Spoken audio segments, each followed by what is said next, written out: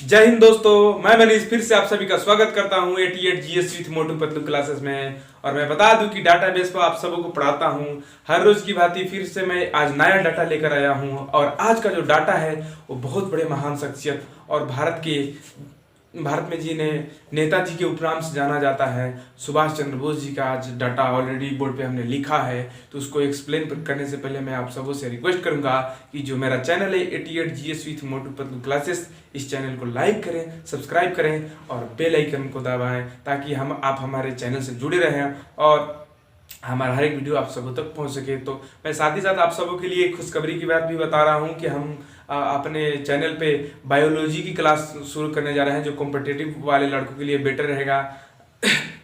और यह बायोलॉजी पूरे कंपटीशन को लेकर हम उल मटेरियल्स डालेंगे जो कि आपको कंफर्टेबल देगी और एग्जाम से भी संबंध रखेगी।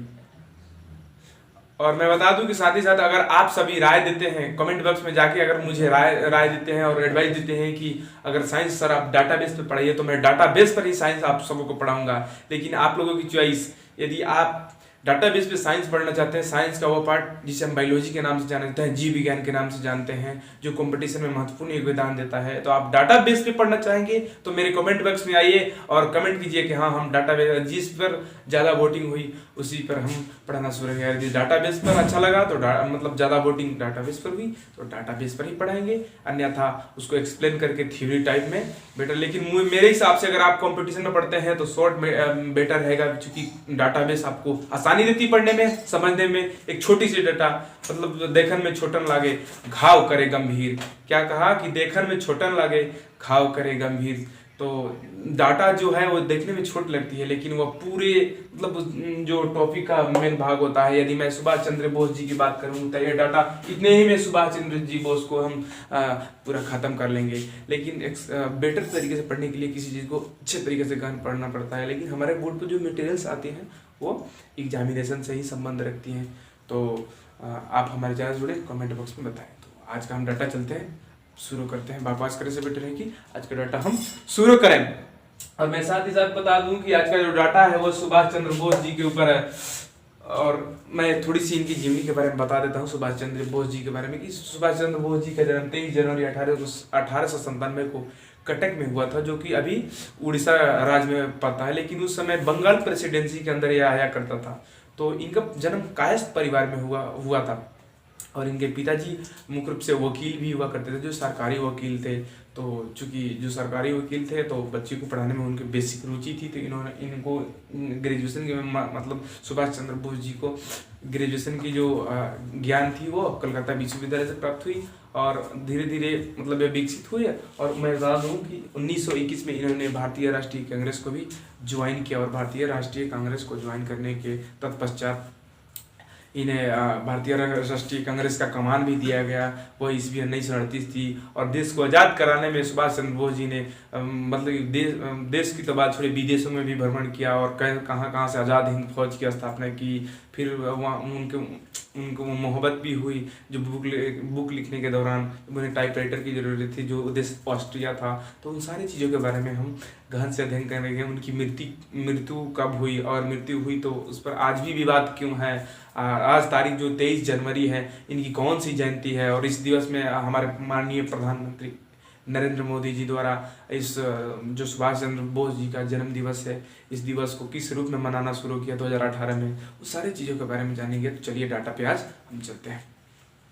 आप सभी हर डाटा के भांति इस डाटा को टॉपिक वाइज कर लेंगे और हेडिंग कर लेंगे, ताकि आपको लगे कि ये डाटा सुभाष चंद्र बोस जी का है। तो मैंने बताया जैसे ही कि सुभाष चंद्र बोस जी का जन्म 23 जनवरी 1897 को कहाँ हुआ था, कटक में हुआ था। और मैं बता दूं कायस्थ परिवार में हुआ था। और ये मैं बता दूं कि जो 2022 को 23 जनवरी 2022 को इनकी 125वीं जयंती मनाई जाएगी। 125वीं जयंती, आप यहाँ अपने आसानी के लिए जयंती लिख सकते हैं। इनका जन्म हुआ था कटक में हुआ था, उड़ीसा। मैं बता दूं कि उड़ीसा राज्य में कटक आया था। और जब हमने डाटा पढ़ा था उड़ीसा का तो उस बारे में हमने बेसिक तरीके से कटक के बारे में पढ़ा था कि चावल अनुसंधान केंद्र कहाँ स्थित है, कटक में। उड़ीसा का यह महत्वपूर्ण शहर है, सिटी है, बहुत सारी चीज़ों के लिए डेवलप है। तो वहाँ हमने इस कटक और उड़ीसा के बारे में, उड़ीसा के डाटा में कटक के बारे में पढ़ा था। और मैं बता दूँ कि 1921 में जैसे डाटा में मैंने एक्सप्लेन किया कि BRCR, चूंकि हम डाटाबेस में पढ़ते हैं तो सभी चीज़ों को लिखना उचित नहीं समझते, चूंकि शॉर्टकट में लिखे BRC मतलब भारतीय राष्ट्रीय कांग्रेस। 1921 में इन्होंने भारतीय राष्ट्रीय कांग्रेस को ज्वाइन किया। आप यहाँ ज्वाइन लिखिए, ज्वाइन किया। और मैं बता दूं कि जैसे जैसे ये आगे बढ़े, बिखरते गए, मतलब सॉरी, राष्ट्रीय कांग्रेस, भारतीय राष्ट्रीय कांग्रेस के जब मेंबर बने और निखरते गए अपने मेहनत के पर, जब देखा गया कि हाँ ये बंदा रहा भारतीय राष्ट्रीय कांग्रेस की कमान को संभाल सकता है, तो 1938 में इन्हें भारतीय राष्ट्रीय कांग्रेस का अध्यक्ष भी बनाया गया, BRC का अध्यक्ष भी बनाया गया, भारतीय राष्ट्रीय कांग्रेस का अध्यक्ष भी बनाया गया। और मैं बता दूं कि ये इन्होंने जब ये सिंगापुर गए तो मैं साथ ही साथ बता दूं कि अध्यक्ष की, और हाँ 1938 में इनको भारतीय राष्ट्रीय कांग्रेस का अध्यक्ष बनाया गया। और इनके अंदर वो जुनून था कि हम देश को आज़ाद करेंगे, किसी की गुलामी नहीं सहेंगे। तो देश को आज़ाद करने के दौरान यह जापान से सहायता मांगने गए और अंग्रेजों के विरुद्ध लड़ने के लिए एक मतलब शक्ति को प्रकट करना चाहते थे। इसी दौरान जब ये सिंगापुर पहुंचे, तो सिंगापुर पहुंचने के दौरान इन्होंने आज़ाद हिंद फौज जो कि काफ़ी एग्जाम से संबंध रखता है, आज़ाद हिंद फौज की स्थापना की और युवाओं को उसमें शामिल किया, जो कि अंग्रेजों के विरुद्ध लड़ सके और देश को अंग्रेजों से मुक्त करा सकें। तो आज़ाद हिंद फौज में साथ ही साथ बता दूं कि जब यह उस समय वहाँ थे तो उस समय म्यांमार एक देश है जिसे उस समय बर्मा के नाम से जाना जाता है और जिसकी राजधानी प्रेजेंट में अभी रंगून है। तो उस समय वहाँ अंग्रेजों से लड़ाई छिड़ी, क्योंकि वो भारत का भी एक भाग हुआ करता था। जिस प्रकार उस समय भारत का भाग पाकिस्तान भी था, बांग्लादेश भी था और म्यांमार यानी कि वर्मा भी हुआ करता था। तो वर्मा में लड़ाई छिड़ी और जो अंग्रेजों के द्वारा जो भारतीय पर्सन थे, भारतीय व्यक्ति थे और अंग्रेजों के द्वारा सैनिक बनाए गए थे, यानी कि जो भारतीय मूल के व्यक्ति थे और अंग्रेज के सैनिक के रूप में काम करते थे, उनके अंदर जोश जगा, जुनून जगा। उन्होंने अपने अंग्रेज की जो वर्दी थी, चूँकि हर एक सैनिक का एक वर्दी होता है, चूँकि अगर कोई कहा जाता है कि यह बंदा पुलिस है तो उसकी वर्दी बताती है कि ये पुलिस है, ये SSB है, मतलब जो भी है डिफेंसियल है, तो उसकी वर्दी ही उसकी पहचान होती है डिफेंस में। तो मैं बता दूँ कि जैसे वहाँ के लोगों ने, जो भारतीय मूल के लोग थे, सैनिक के रूप में अंग्रेज के हाथ में उन्होंने कपड़े, जो यूनिफॉर्म थी डिफेंसियल यूनिफॉर्म थी, उसको लोगों ने उतार कर और लोगों से लड़ना शुरू कर दिया और अंग्रेजों के विरुद्ध लड़ाई छिड़ गई। तो मैं साथ ही साथ बता दूं कि इसीलिए आज़ाद हिंद फौज को बहुत महत्वपूर्ण फौज भी माना जाता है। इन्होंने फॉरवर्ड ब्लॉक की भी स्थापना की। अगर कोई पूछे कि फॉरवर्ड ब्लॉक की स्थापना किसने की, तो सुभाष चंद्र बोस जी ने फॉरवर्ड ब्लॉक की स्थापना की। नेताजी की उपाधि किसको मिली, मैं बता दूं, नेताजी की उपाधि भारतीय मूल के नागरिकों ने सुभाष चंद्र बोस जी को नेताजी की उपाधि दी और इन्हें नेताजी के नाम से ही जाना जाता है। हमने यहाँ पढ़ा भी आज़ाद हिंद फौज की स्थापना की नेताजी ने 5 जुलाई 1943 को। हाँ, मैं बता दूं कि आज़ाद हिंद फौज की स्थापना कब हुई थी? 5 जुलाई 1943 को स्थापना। आज़ाद हिंद फौज की स्थापना दिवस कब हुई? तो 5 जुलाई 1943 को आज़ाद हिंद फौज की स्थापना हुई थी। और मैं महत्वपूर्ण बात बता दूं आप सबों को कि एक कथन है सुभाष चंद्र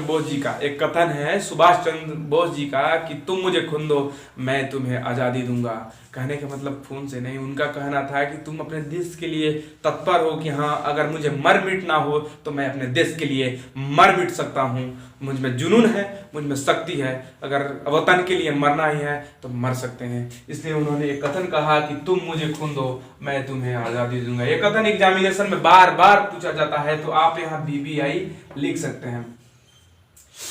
फिर मैं बता दूं कि सुभाष चंद्र बोस जी बहुत अच्छे पढ़े लिखे व्यक्ति थे और उनको बुक लिखने की बहुत मतलब अंदर से जिज्ञासा थी, लालसा थी और उदारवादी भी थे। क्योंकि इनके जब ये ऑस्ट्रिया देश गए, ऑस्ट्रिया एक देश है जहां वो बुक लिखने गए, तो उन्हें वहाँ पर ऑस्ट्रिया की भाषा अपनी वहाँ के मतलब देशीय भाषा जो थी वो उनकी थी, लेकिन यह तो इंग्लिश भी पढ़े हुए थे, तो इंग्लिश में बुक लिखना अच्छा पसंद करते थे। तो एक हेल्पर की ज़रूरत होती है जिसे हम टाइपराइटर के नाम से जानते हैं।